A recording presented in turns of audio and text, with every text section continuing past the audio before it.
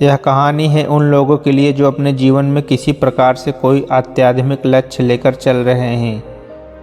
यह उन लोगों के लिए भी समझने वाली बात है कि हम जीवन में कुछ ऐसी गलतियाँ करते हैं जिससे हम जीवन में उलझ कर रह जाते हैं।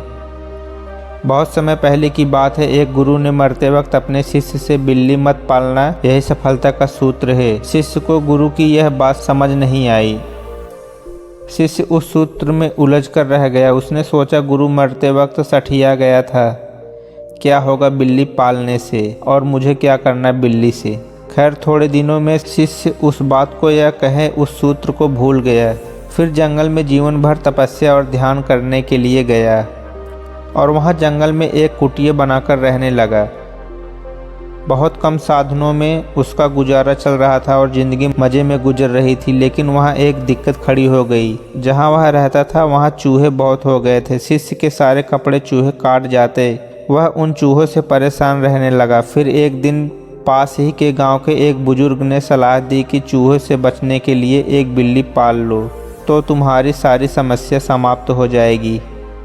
हालांकि चूहों को भगाने के और भी तरीके हो सकते थे, लेकिन शिष्य को बुजुर्ग की यह बात पसंद आई और उसने बिल्ली पाल ली। अब चूहे तो नहीं रहे, लेकिन बिल्ली के लिए भिक्षा के साथ उसे अब दूध भी मांगना पड़ता था। गांव के लोग दूध देने में कतराते थे। अब उसके लिए बिल्ली एक समस्या बन गई।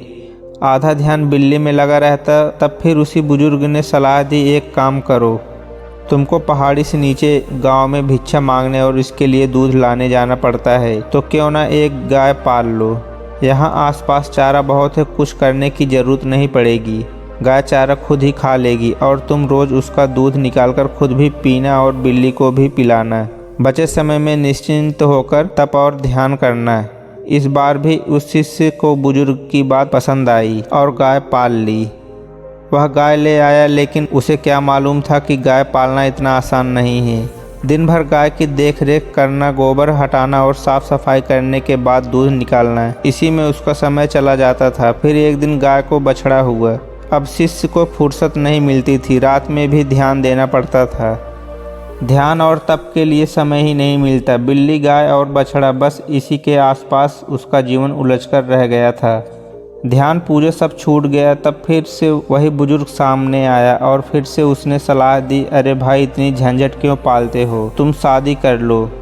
तुम शादी कर लोगे तो यह सारी झंझट खत्म। बिल्ली, गाय, बछड़ा सभी पत्नी संभाल लेगी और खाना भी बनाकर देगी। तुमको भिक्षा मांगने नहीं जाना पड़ेगा। दिन भर फुर्सत ही फुर्सत और तुम मज़े से ध्यान और तप करना।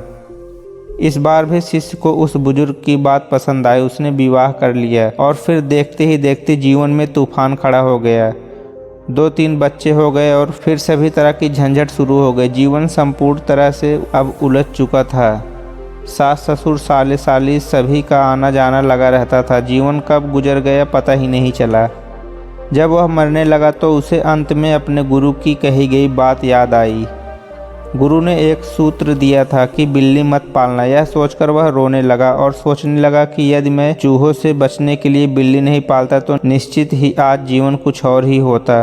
दोस्तों, मन के झंझट में नहीं पड़ना चाहिए। ये मन ही है जो धीरे धीरे आप पर हावी होता है।